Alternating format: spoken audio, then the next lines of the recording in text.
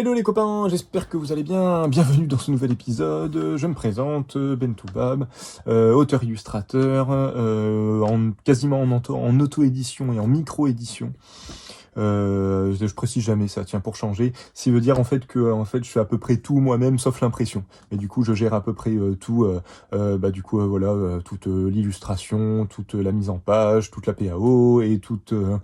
Il y a que l'impression que je gère pas, que je passe par un imprimeur parce que j'ai pas les outils, j'ai pas les presses. Si je les avais, vous pensez bien que je le ferais moi-même. Et du coup, tout ça veut dire aussi que je travaille un peu seul avec moi-même, donc je travaille un peu en micro-édition. Excusez-moi. Ce qui veut dire que du coup, je fais des petites quantités. Je fais jamais de gros tirages, je fais toujours du 100, 200 exemplaires de ce que je produis. Mais voilà, pas plus. Non, voilà, en tant qu'édition. Et à côté de ça, bien sûr, je fais de l'illustration, je fais de la commande d'illustration, de l'exposition, un petit peu de tout. Voilà, voilà. Je me dis, ça change un petit peu de ce que j'ai l'habitude de vous dire.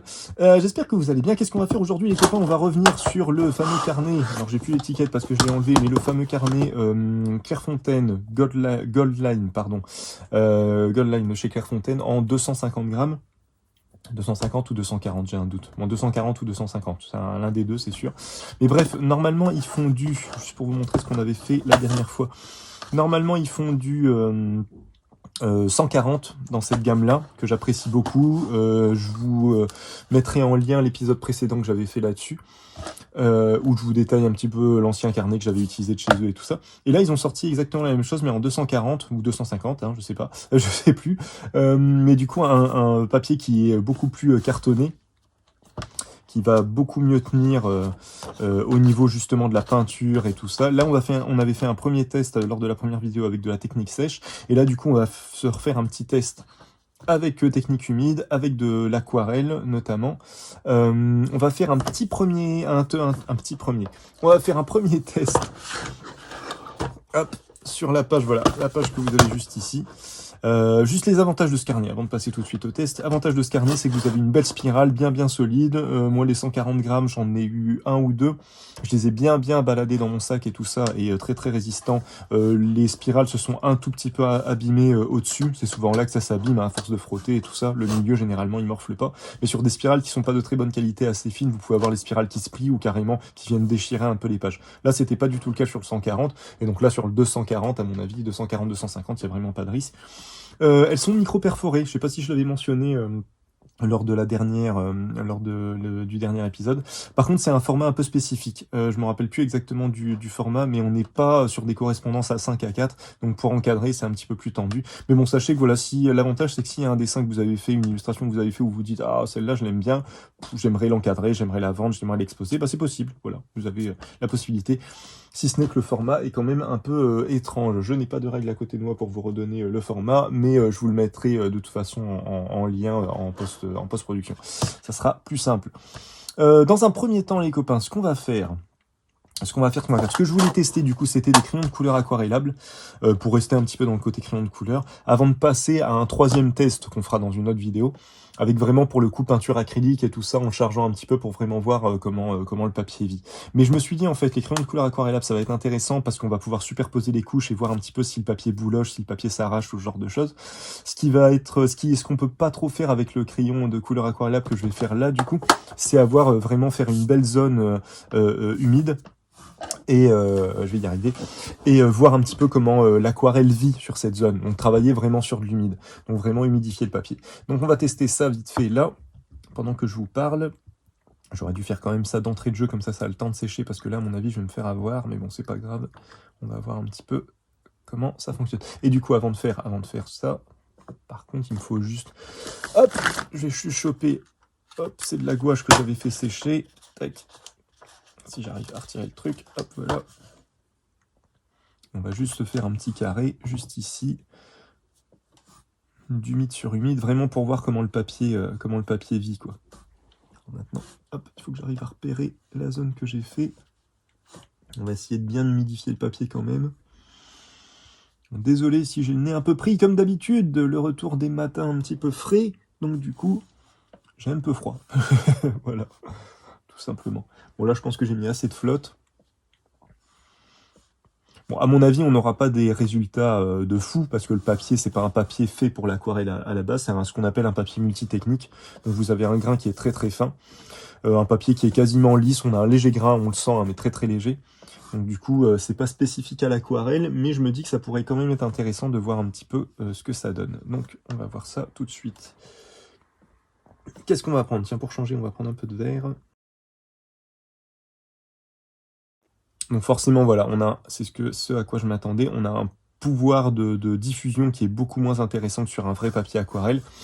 Sur un vrai papier aquarelle, ce qui va être intéressant, c'est que du coup, le papier, notamment sur le 100% coton, va faire que l'aquarelle va vraiment se diffuser et avoir une belle diffusion un peu homogène. Là, on voit bien qu'on reste sur des choses un peu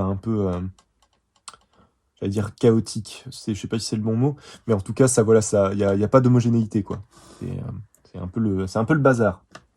Et à mon avis, si je mélange les couleurs, ça va être un peu dans le même esprit. On va faire un petit coup de rouge pour avoir un beau contraste.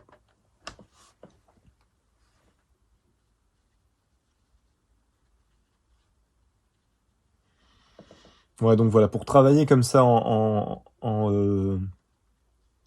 vraiment humide sur humide, ça, à mon avis, ça va pas être super intéressant. Ça va pas être super intéressant parce que vous voyez, ça diffuse, mais ça s'arrête vite et surtout ça se diffuse, ça continue de se diffuser en une espèce de petite boule, quoi. Ça va pas faire quelque chose de, tout va pas s'homogénéiser pour faire vraiment une belle zone bien nette comparé à ce que vous pouvez avoir sur du 100% coton, qui va être beaucoup plus intéressant. Hop, ça a pris un petit peu de temps, mais j'ai retrouvé ce dont je parlais. Vous voyez la petite différence entre du coup un papier qui est plus pour du multitechnique, donc le Gold Line de chez Clairefontaine en 240 grammes, un papier qui est plus pour de l'aquarelle mais qui reste de la cellulose, le XL de aquarelle de chez Canson en 300 grammes, où déjà on a une diffusion un peu plus intéressante. On voit encore qu'il y a des zones assez chaotiques, mais ça reste intéressant pour de l'aquarelle. On a quand même une belle diffusion à chaque fois, une belle homogénéité de la couleur, du dégradé, ce genre de choses qu'on retrouve pas forcément ici. Et après, bien sûr, voilà, le Magnani, moi c'est un de mes papiers préférés du moment, 100% coton. Où là, alors bien sûr, vous avez faut pas tenir compte de ça. Ça, c'est parce que je l'ai mal fait sécher et du coup j'ai mis beaucoup trop d'eau et tout ça, donc ça a fait cette espèce d'auréole que vous avez juste ici. Mais sinon, voilà, prenez en compte vraiment le côté, la diffusion que vous avez sur le dessus. Vous voyez, comparé à ça ou à ça, ça n'a rien à voir, quoi. C'est vraiment, ou ce que vous avez ici, on a vraiment la diffusion qui se fait de manière vraiment homogène, tout en ayant un mouvement, tout en pouvant donner un mouvement. On n'a pas quelque chose, on n'a pas un espèce d'aplat de couleur, un dégradé net qu'on pourrait avoir comme un dégradé un peu numérique ou ce genre de choses, pas du tout. On va avoir par contre une très belle diffusion qui est homogène tout en ayant ce petit côté un peu anarchique. Mais on n'a pas ce truc complètement chaotique qui est très très dur à maîtriser au final. Donc voilà. C'était juste pour vous montrer un petit comparatif comme ça, le temps que ça sèche. Et le Magnani, si vous ne l'avez pas testé, franchement testez-le, il est super intéressant. Il est quasiment tout le temps en promotion sur le Géant des Beaux-Arts, donc franchement il vaut le coup. J'espère qu'il n'est pas tout le temps en promotion parce qu'il va finir par être enlevé. Parce que c'est vraiment un de mes chouchous. Bon, au pire je reviendrai sur du Arch, mais le Magnani, vraiment très très bien. Très très bon papier. Voilà, c'était juste pour vous montrer ça. Vite fait.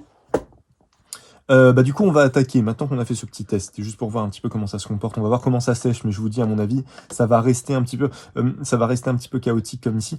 Après, ça peut être intéressant, hein. Ça peut être une volonté. Ça peut être une volonté d'avoir ce genre de rendu. Mais du coup, si vous cherchez à avoir quelque chose de très homogène, va vraiment falloir travailler votre couleur, limite avec un plat, ou voilà quoi. Revenir plusieurs fois pour avoir une belle zone nette. Et limite, il faudra la travailler en sec, en fait. Il faudra pas la travailler en humide, parce qu'en humide, ce sera difficilement maîtrisable. Ce qui pourrait être intéressant, c'est par exemple je vais dire une bêtise, sur du ciel ou ce genre de choses pour avoir une petite diffusion. Ça peut être intéressant. Mais voilà. C'était juste pour vous montrer un petit peu comment ça réagit. Et on va attaquer tout de suite avec du crayon de couleur aquarellable et on va voir un petit peu ce que ça donne. On va faire juste 2-3 tests vite fait. Le problème, c'est que ça va mettre une plombe à sécher, mon histoire là. Hein. J'aurais dû prévoir, j'ai été bête. Je ramènerai peut-être le sèche-cheveux. Écoute, hein. À un moment, il faut ce qu'il faut pour pouvoir avancer.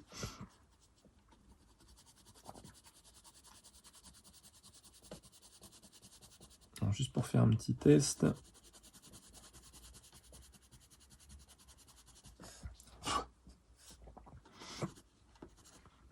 Et je vous ai pas présenté, tiens, le temps que ça sèche. Le pinceau que j'utilise, c'est un pinceau de chez Léonard. Qui a été qu'on m'a envoyé pour que je le teste. C'est un synthétique mais qui imite le petit gris. Donc très très intéressant pour son rendu. Et dans mes souvenirs, au niveau du tarif, il n'est pas si élevé que ça comparé à un vrai petit gris qui va être beaucoup plus élevé. Donc voilà, ça peut être intéressant pour ceux qui veulent du synthétique tout en ayant le confort du petit gris. Ça peut valoir le coup. Qu'est-ce qu'on va prendre juste pour continuer le test? Hop, on va partir sur un bleu plutôt, ce sera plus intéressant. Et du coup là, en termes de crayon aquarellable, du coup, on est sur les Derwent, sur les Inktense de chez Derwent, qui sont des crayons de couleur aquarellable avec une saturation de la couleur qui est quand même assez intéressante, comme vous pouvez le constater comparé à du crayon de couleur aquarellable classique qui va être un petit peu plus léger, un peu plus pastel. Là, on peut vraiment forcer le trait et avoir quelque chose de bien opaque. Petite méfiance parce que comme c'est du crayon de couleur aquarellable, la mine est assez fragile, donc dès que vous partez sur quelque chose de beaucoup trop pointu, bah, elle a tendance à se casser un petit peu comme à rien. Donc c'est quand même pas mal d'avoir ça en tête au cas où. Pour pas être surpris. Hop. Et on va voir comment ça se diffuse. Hop, on va écouter.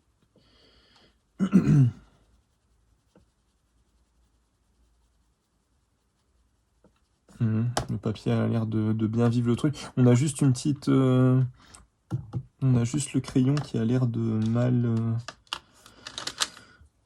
qui a l'air de rester un petit peu sur le papier. Je vais voir un petit peu en forçant un petit peu plus, juste avec une couleur, pour voir si c'est intéressant ou pas. Peut-être qu'on aura une mauvaise surprise du coup de ce côté-là. Après, encore une fois, ça peut être une volonté, mais moi j'avoue que j'aime bien quand le crayon peut se fondre complètement. Attendez, je vais sécher un petit coup parce qu'il y a peut-être ça qui rentre en jeu s'il y a trop d'eau. Alors là, en passant plusieurs fois, on commence à annuler vraiment le crayon. Par contre, je ne sais pas si ça se voit à l'écran, mais on commence à avoir le papier qui se dégrade un petit peu, qui commence à boulocher un petit peu, à faire des petits... Donc bon, à voir quoi. On va voir en redessinant complètement dessus ce que ça donne, mais à mon avis, ouais, ça va être laborieux, je pense. J'essaye d'accélérer le temps de séchage de ma petite flaque. À mon avis, il va falloir faire un petit coup de sèche-cheveux pour qu'on aille plus vite. Parce que là, il me faut bien encore 10 minutes, je pense. Après, en soi, ouais, on va voir. En une seule couche, ça a l'air d'aller. Mais quand on multiplie les couches, le papier a tendance, on le voit, hein, là, je sais pas si on va bien j'essaierai de vous montrer ça en photo, mais il a l'air de s'arracher un petit peu. Donc bon, à voir quoi. C'est peut-être pas l'idéal non plus, quand même. Je crois que c'est à peu près tout là-dessus au niveau test. On va pouvoir passer directement au dessin. Je réfléchis en même temps, mais non. Je pense qu'on est bon. Dernier test qu'on peut faire, c'est avec une couleur un peu plus chargée, un peu plus sombre, vraiment pour voir.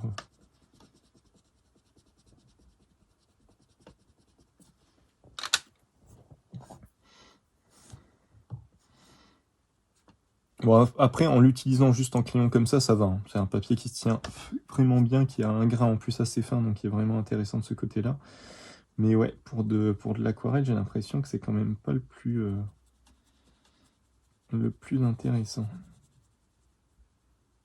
Enfin, pour de l'aquarelle, pour de la technique humide en tout cas. Parce que c'est vrai, j'ai pas essayé les feutres dessus. On va peut-être se faire un petit essai avec les feutres comme ça. J'aurai à peu près couvert tout ce qu'on peut faire avec l'aquarelle simple, le crayon de couleur aquarellable et les feutres aquarellables. On va voir un petit peu ce que ça donne. Hop, vite fait. Ça a le temps de continuer de sécher.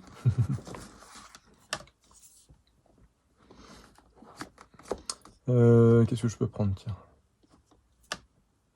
Ça, je vais prendre le rouge. Hein. J'ai l'impression d'utiliser tout le temps les mêmes.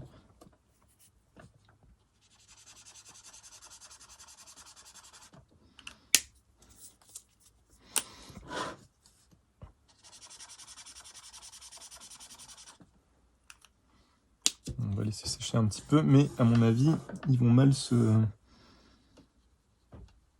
rediffuser. Ah, quoique, non, j'ai rien dit, ils se rediffusent bien. Bon, alors avec le feutre, avec du feutre aquarellable, ça a l'air d'être intéressant. Ça a l'air d'être quand même assez intéressant. Je pensais que le feutre allait rester, qu'il allait vraiment marquer le papier, vu qu'il a l'air d'être un petit peu absorbant, mais en fait non, le dégradé se passe assez bien. Mais voilà, le papier a quand même tendance à boulocher un petit peu, mais il se remet en place, hein. Il se remet en place en séchant. Donc là, on a l'impression d'avoir plein de picots, plein de trucs qui ressortent et tout ça, et limite d'avoir des bouts de fibres du papier qui se baladent un peu, mais j'ai l'impression que ça finit quand même par sécher. Bon, les copains, je vais devoir aller chercher le sèche-cheveux pour avoir quelque chose, pour pouvoir avancer, et... Attention, c'est parti.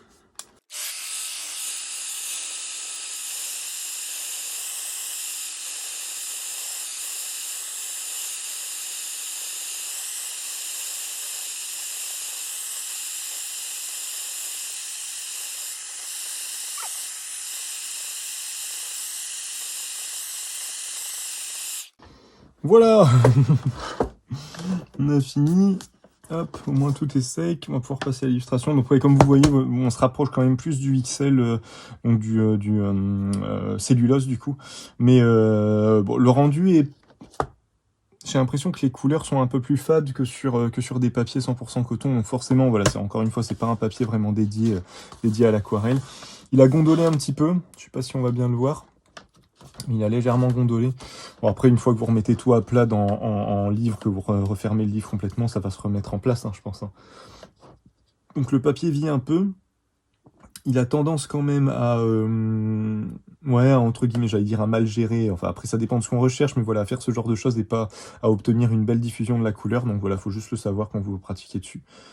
Ça peut être, voilà, c'est intéressant de savoir que si vous voulez quelque chose, un fondu vraiment homogène et tout ça, il faudra plus le travailler à sec. Si vous travaillez en humide sur humide, vous aurez ce genre de rendu, à moins de vraiment, voilà, de vraiment bien diffuser la couleur de manière manuelle et pas laisser le papier vivre, quoi.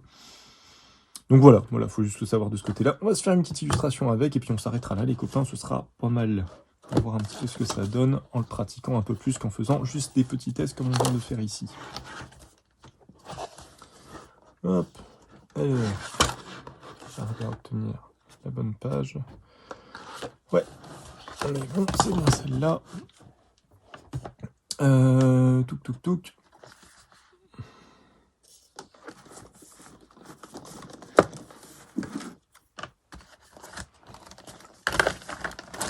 Je range un peu mon bazar. Et on va continuer sur One Piece, les copains. On va se faire un petit chopper. Juste pour le fun, parce que je trouve le personnage rigolo. On va voir un petit peu ce qu'on arrive à faire avec ce petit personnage. Je sais pas encore quoi je vais le faire. Je pense plus comme ça. Puis on va voir. On va voir ce que ça donne. Voilà. Par contre, on va commencer du coup. On va démarrer avec du espèce de bleu turquoise un peu léger. On va retailler tout ça pour avoir quelque chose de plus...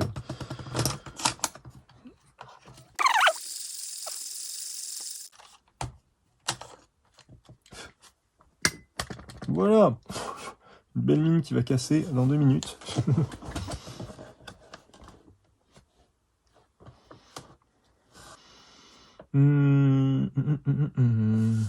Allez, on va essayer de faire ça rapidement pour pas que ça prenne trop de temps. Déjà, ça commence bien. Je l'ai fait beaucoup trop gros. Vu la taille du chapeau, il faut que je prévoie quand même une petite tête.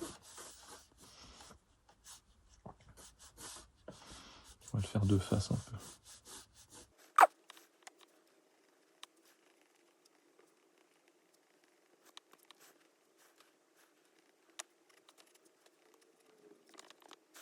Bon, je sais pas du tout quel est ce personnage, à quoi il sert dans la série et tout ça, parce que je n'ai toujours pas regardé One Piece. Faudra qu'à un moment je m'y mette quand même.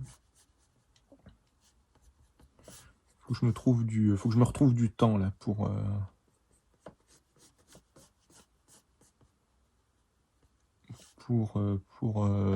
regarder des trucs. qu'il y a un temps de lecture, mais j'ai pas le temps, j'ai pas encore de temps comment on dit, j'ai pas encore de temps vraiment pour mater un peu des séries, regarder un petit peu des animés, ce genre de choses, et je pense que ça quand même que ça pourrait être intéressant pour nourrir un petit peu mon imagination. Il y avait un très bon épisode de un illustrateur américain que j'aime beaucoup qui s'appelle Kesh. Américain qui est non, je sais pas s'il est américain. Je crois qu'il est américain, je sais plus. Il est peut-être non, je sais plus. Je sais plus. Bref, Kesh, Kesh, si vous connaissez pas. Si vous tapez Kesh dessin sur YouTube, vous allez tomber sur ce qu'il fait. J'aime beaucoup ce qu'il fait et il parlait de choses assez intéressantes sur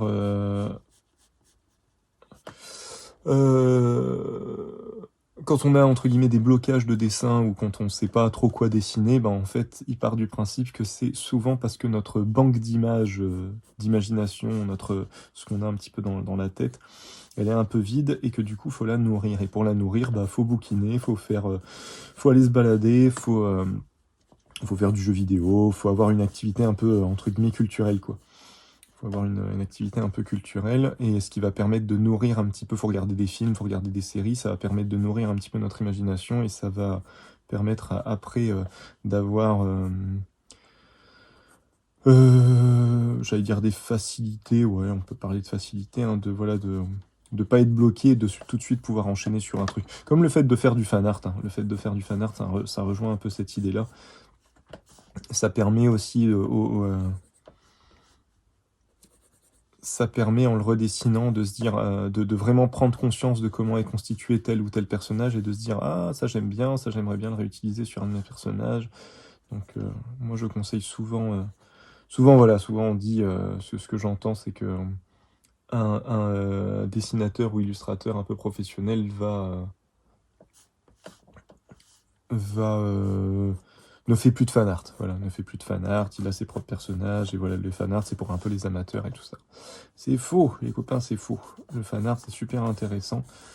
C'est super intéressant pour s'imprégner un peu d'une technique de chara-design d'un auteur que vous aimez bien ou d'un dessinateur que vous aimez bien. Et c'est super intéressant parce que ça nous fait sortir un peu de ce qu'on a l'habitude de dessiner. Moi, je dessine souvent des personnages. Les personnages que je dessine, ils ont des traits caractéristiques qui correspondent un peu à mon style de dessin. Et des fois, faire avec le style d'un autre, c'est super intéressant pour se rendre compte que, ah, finalement, faire les yeux comme ça, je trouve ça plus intéressant. Faire la tête comme ça, c'est plus intéressant aussi. Voilà, bref, vous avez tout ça qui vient un peu se confronter avec votre style de dessin et qui vous permet un peu de sortir de votre quotidien, je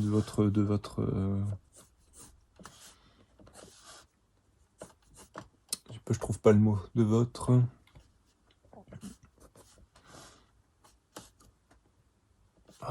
vos facilités, quoi, de vos automatismes, voilà, de vos automatismes de dessin.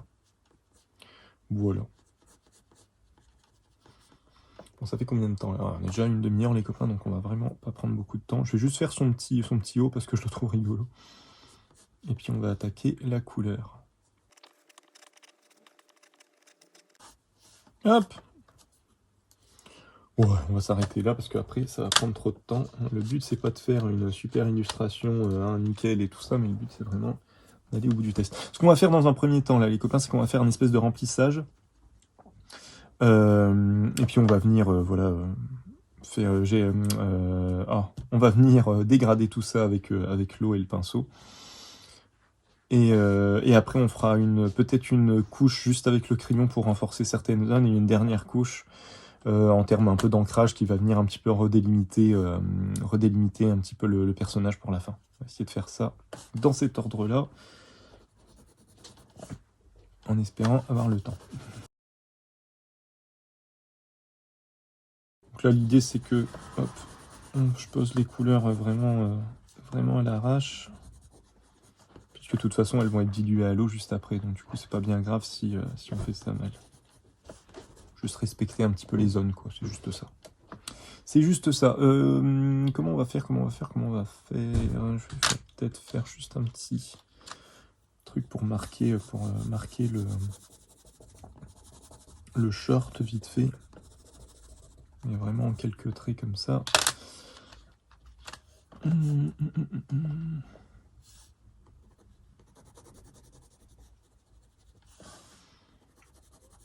ne faut pas que j'oublie que, ouais, que le trait a tendance à rester, le trait de crayon a tendance à rester, donc il ne faut pas que je le travaille trop non plus. Enfin, que j'appuie trop, il ne faut pas que je fasse quelque chose de trop chargé.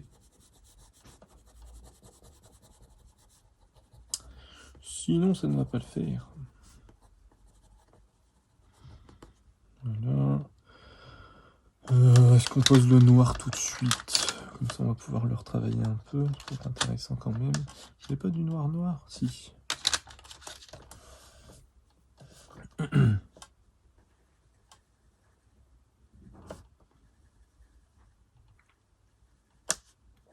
Pendant un temps, je faisais tous mes croquis d'illustration, même professionnels et notamment professionnels. Je faisais tous mes croquis d'illustration au crayon de couleur aquarella parce que j'aimais bien l'idée que la teinte vienne...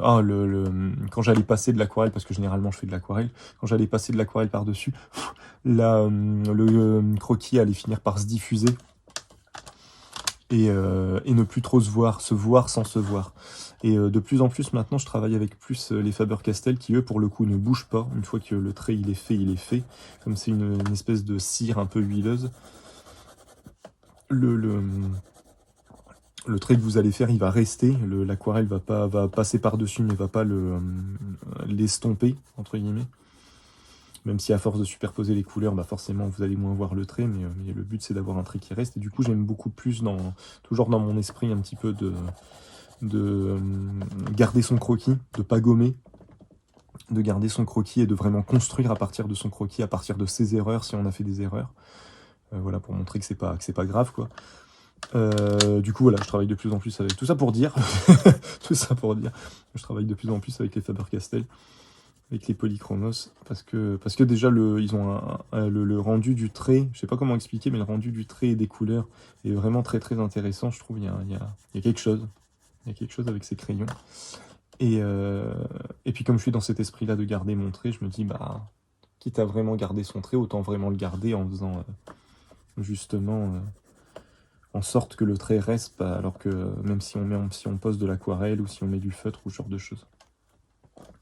Pas très clair, ce que je raconte encore une fois. Hein?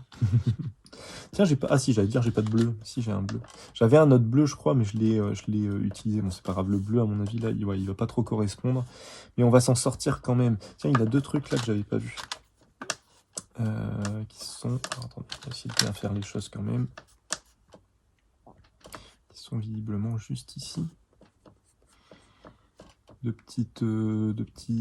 Ouais, des espèces de petits trucs en plus qui se baladent en jaune beige. Bon, on va les faire en jaune et puis je les retravaillerai après s'il faut. Et puis on va faire, hop. Bon là tout de même le but avec les crayons de couleur aquarellable c'est d'avoir quand même le trait de crayon en dessous. Sinon faites de l'aquarelle directement en fait. Et après ce qui peut être intéressant, moi je conseille... Je peux conseiller les feutres, les crayons de couleur, pardon, les crayons de couleur aquarellables, vraiment pour ceux qui ont du mal à maîtriser comment la couleur se pose.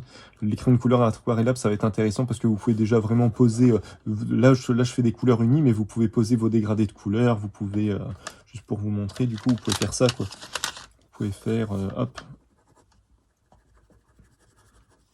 Voilà, faire un truc comme ça. Et après, avec l'eau, vous allez pouvoir travailler un petit peu votre dégradé de manière plus... ça va être plus maîtrisable que ce que vous avez avec de l'aquarelle normale où faut gérer son temps de séchage, faut gérer sa pose d'eau, faut gérer l'absorption de la couleur par le papier, faut gérer tout ça. Donc voilà, le crayon de couleur aquarellable, ça va être intéressant, moi je trouve en tout cas pour vraiment avoir un petit peu plus de temps, quoi, avoir un timing un peu plus... un peu moins serré.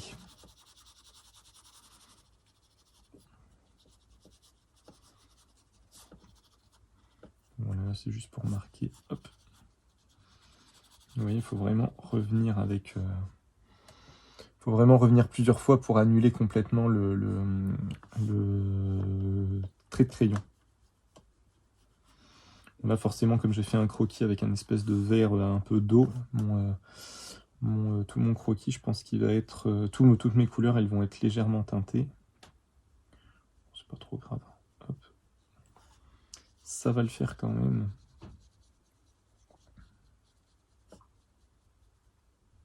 Oui, voilà, je vous parlais du dégradé. On peut vraiment faire des dégradés très très légers. C'est tout l'intérêt de cette technique-là avec des crayons de couleur aquarellables. C'est qu'on va vraiment pouvoir maîtriser un petit peu comment on veut que la couleur se pose, comment on veut que les dégradés se fassent. Voilà, on va pouvoir vraiment gérer tout ça. Alors moi, je trouve ça quand même plus intéressant de les faire directement à l'aquarelle parce qu'on apprend mieux. On a une confrontation qui est un petit peu plus directe, mais ça peut être intéressant de le faire de cette manière-là. Déjà pour appréhender la couleur et pour avoir un certain confort quand même, un certain confort d'utilisation. Ça peut quand même être intéressant. Souvent, ouais, voilà, ceux qui débutent à l'aquarelle, je leur dis, bah voilà, n'hésitez pas à partir sur des crayons de couleur aquarellables parce que vous allez voir que avec un bon papier, hein, c'est toujours le papier très important, mais avec un bon papier, du coup, ça peut vous permettre vraiment d'appréhender de manière plus douce, moins directe, d'appréhender l'aquarelle de manière moins directe. Donc voilà, pour ceux qui sont un peu... Et après, on peut continuer à utiliser les deux. On peut très bien faire des bases à l'aquarelle. Si on a peur, par exemple, de faire un espèce de dégradé avec plusieurs couleurs à l'aquarelle, on peut très bien faire un fond un peu uni à l'aquarelle, poser sa couche vraiment à l'aquarelle de manière voilà, basique. Et après, une fois que c'est sec, revenir avec le crayon pour voilà, pour dégrader, pour ajouter les couleurs qu'on veut ajouter et dégrader un peu plus. Comme je dessine en même temps, je suis déjà de base, je suis pas clair dans ce que je dis, mais comme je dessine en même temps, c'est encore pire. J'avais oublié toute cette zone-là. Bon, je vais essayer de la retravailler après. Bon, en tout cas, le mélange des deux, là, avec... Oh, j'ai un peu débordé. Ce papier est là, problème. Ouais, je peux un petit peu l'estomper. Si vous débordez, vous pouvez donner un petit coup avec votre doigt, ça permet de d'estomper un petit peu la couleur, mais bon. Après là, ce qu'il faut vraiment faire, du coup, c'est repasser juste à l'eau, mais je vais perdre tout le blanc, quoi. Le blanc, il va être légèrement rosé, du coup. C'est pas bien grave, les amis. Vous allez voir, ça fonctionne quand même comme ça.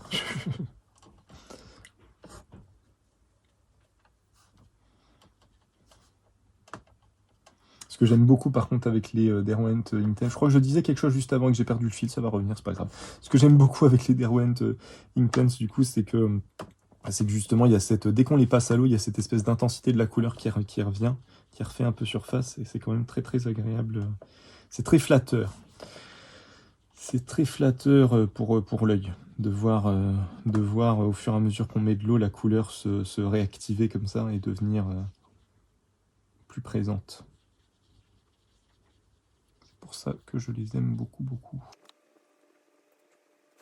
Moi, je vous ai pas dit pour le pinceau, l'avantage, au cas où si vous pratiquez pas du tout l'aquarelle, généralement en aquarelle, vous avez 3 types de pinceaux. Vous avez du petit gris, de la martre et du synthétique. Donc en synthétique, généralement, jusque-là, on avait surtout des pinceaux qui imitaient un peu la martre. Donc la martre, les caractéristiques de la martre, c'est que c'est ce qu'on appelle un poil très nerveux. Donc c'est-à-dire que vous avez un pinceau qui se tient, qui va pas se donner. Vous voyez le petit gris qui est juste là, même si c'est une imitation. Il va prendre le sens, il va prendre un certain sens. Bon là, l'avantage, c'est comme c'est une imitation, comme c'est du synthétique, c'est du plastique à la base.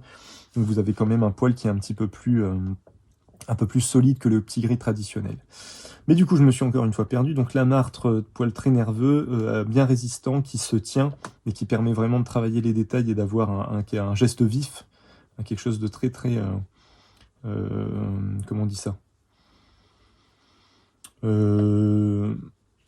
l'inverse vous avez j'allais dire l'inverse de souple. Il y a une souplesse, mais c'est... ce qui va être intéressant avec la martre, c'est d'avoir ce côté un peu plus poil dur, entre guillemets, alors que c'est pas forcément un poil dur, mais en comparaison avec le petit gris, c'est un poil dur. Là, le bleu, j'ai dégradé, je crois que j'ai fait, en vous montrant un peu l'exemple, en vous montrant un petit peu comment le petit gris se tordait, j'ai perdu un petit peu le truc, et du coup, ça fait un truc un peu sale au niveau du casse. Mais vous allez voir, c'est une première couche, on va maîtriser ça juste après. Et donc du coup, la martre, voilà, poil nerveux, pour de la précision, pour du geste net, une certaine netteté avec la martre qui peut être intéressant. Alors que justement, tout ce que vous avez en petit gris, en imitation de petit gris, là on est sur un poil beaucoup plus souple, dont l'intérêt est d'avoir justement ce côté, ce qu'on appelle un mouilleur, c'est-à-dire d'avoir une base assez conséquente qui va permettre d'accumuler beaucoup d'eau et de pouvoir tenir sur la longueur, et d'avoir un contact plus doux avec le papier, avec l'aquarelle, et de vraiment poser des... Voilà, l'intérêt du petit gris, c'est vraiment de poser des couches conséquentes et de gérer des fondus voilà, un peu en grand format, de manière un peu plus... un peu moins précise que ce que vous pourrez gérer avec, avec la martre. Et du coup, vous avez le synthétique maintenant qui imite, à la base qui imitait que la martre, et maintenant qui imite un peu des deux. Donc du coup, voilà, ça peut être intéressant à prendre en compte pour je vais y arriver.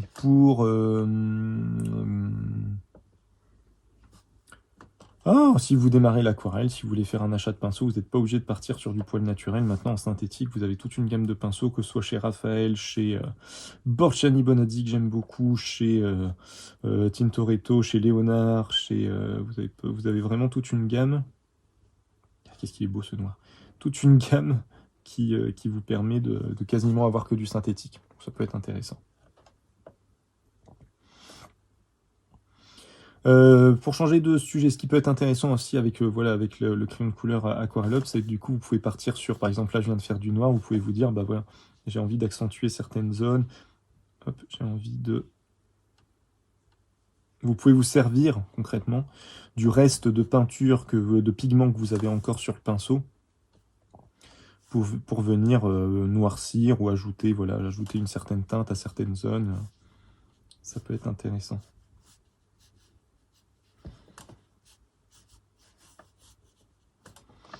Là, du coup, je vais rester juste avec cette couleur-là et je vais juste, hop, retravailler certaines zones pour les rendre plus... travailler un peu plus les dégradés, les rendre un peu plus sombres. Et on va finir... Hop. On va finir avec le noir. Tiens, je vais retailler le noir et puis on va essayer de se faire un petit ancrage assez joli. Assez maîtrisé, on va essayer.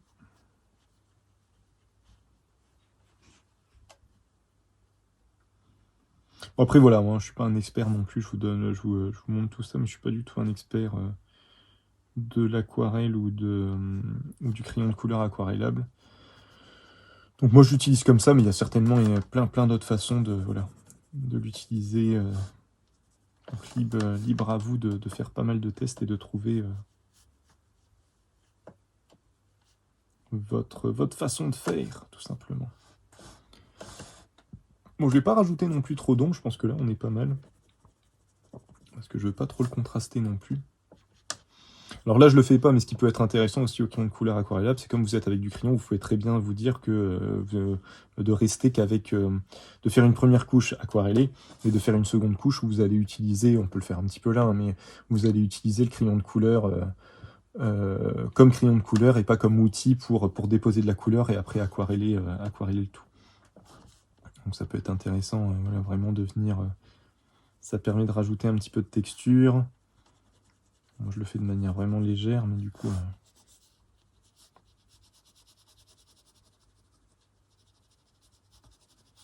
ça peut apporter, ça va apporter un espèce de contraste entre la couleur un petit peu unie, un peu posée, et le trait de crayon. Ça peut être intéressant. Enfin bref. Et je trouve que ça donne un côté un peu trop sketchy. Et pourtant, Dieu sait que j'aime bien le côté croquis, sketch et tout ça, mais là j'avoue que c'est trop. C'est trop pour moi les amis, c'est trop pour moi. Bon allez, on va se faire un petit ancrage là-dessus, et puis on va s'arrêter là. C'était juste pour voir comment le bloc réagit... comment le papier de chez Clairefontaine réagit à ça. Bah, il réagit plutôt bien. On fera un dernier test avec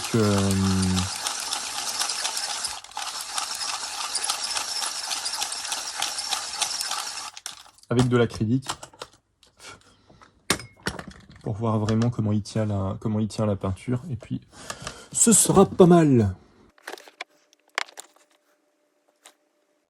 Et on va se grouiller parce qu'on est bientôt à 1 heure de vidéo. Et j'avais dit que je voulais plus dépasser l'heure de vidéo.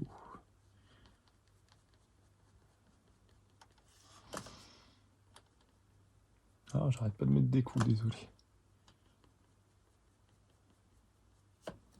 Je lui ai foiré un peu son regard du coup. Attendez, on va essayer de rectifier ça. Hop.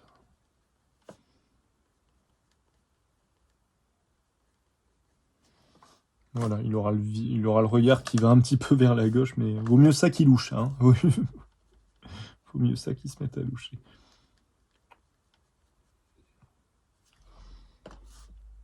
Du coup, il faut que, hop, je rajoute un petit peu de matière sur ce côté. Voilà, comme ça on a l'impression qu'il va là. Et c'est mieux que son regard qui louchait il y a 2 minutes.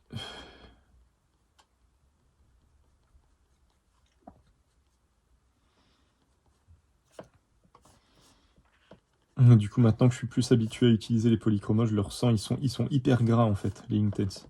Quand on le pose, on sent vraiment que c'est quelque chose de très...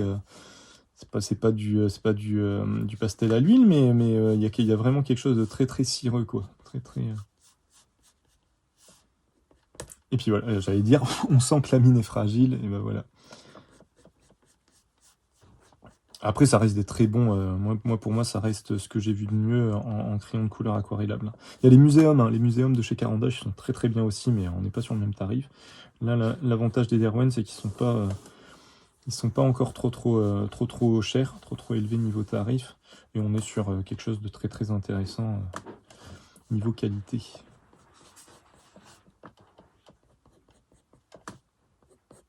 Voilà, au cas où, si vous cherchez.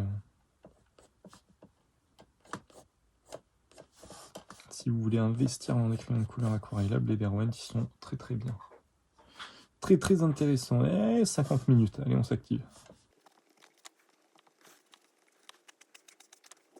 Et ce qui va être intéressant dans tout ce qui est dans ce que je suis en train de faire, du coup, c'est de ne pas venir noircir, vraiment complètement renoircir tous les traits que vous avez déjà fait, et vraiment d'essayer de donner un début de sens de lumière à ce que vous êtes en train de faire. Donc moi généralement je fais souvent une lumière qui vient de la droite, qui vient de la droite vers la gauche.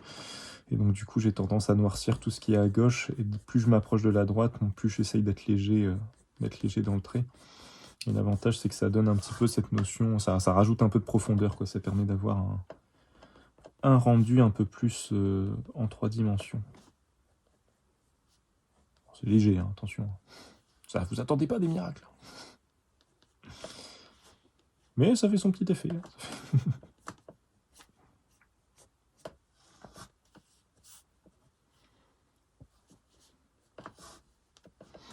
Voilà, on va s'arrêter là, les amis, c'est bien. Hop. Puis voilà, ce qui peut être intéressant, là j'ai pas fait de fond, mais on peut s'amuser à faire un fond vraiment du coup qu'avec le crayon, tiens, avec une autre couleur quand même pour changer un peu. Qu'est-ce que j'ai pas utilisé là? Tiens, le vert. Oh, bah, celui que j'avais eu de base, on peut le réutiliser justement pour faire ça, parce que là, où je prends un verre un petit peu, ouais, tu peux un peu prendre un verre. Faire comme ça. Et du coup, voilà, faire un petit fond. Juste pour ajouter une nouvelle couleur, ajouter du contraste, et puis un peu de remplissage rapide, quoi. Bref, voilà. Voilà un peu l'idée. Bah écoutez, le papier tient bien. Il a tendance à, comme on a vu au début, il a tendance à boulocher un petit peu, mais ça va. Franchement, ça va. Donc non, c'est du bon boulot quand même. Puis bon, ça reste un multitechnique. On n'est pas du tout, encore une fois, sur un papier vraiment dédié qu'à l'aquarelle. Donc il faut s'en rappeler et se dire que l'avantage dans ce carnet, c'est que vous allez pouvoir faire un peu de tout, quoi. Un peu de peinture, un peu de technique sèche, un peu d'encre, un peu de pastel, certainement aussi. C'est vrai que pastel, j'ai pas testé dessus, mais à mon avis, là, peut-être du pastel sec. Faudra que je fasse un test avec du pastel sec, ça peut être intéressant. Parce que le pastel à l'huile, il va forcément fonctionner. Le pastel gras, pastel à l'huile, il va fonctionner parce qu'il n'a pas besoin d'avoir une texture de papier particulière. Comme on est sur quelque chose de gras, ça va forcément accrocher le papier, alors que le pastel sec, pour le coup, c'est quasiment que du pigment. Donc du coup, il faut un léger grain sur le papier pour que... Enfin, léger grain, voire un grain très prononcé, pour que le pigment s'installe. Donc voilà.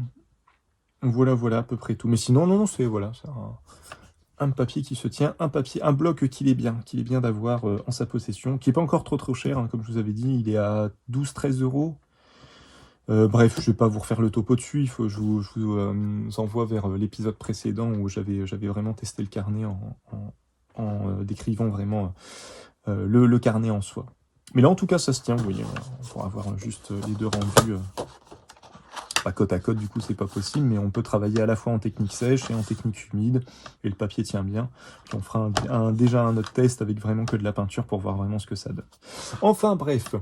J'espère que ça vous a plu. Si vous avez des questions, des commentaires, faut vraiment pas hésiter. Si je dis des bêtises, faut pas hésiter à me reprendre, c'est comme ça qu'on avance.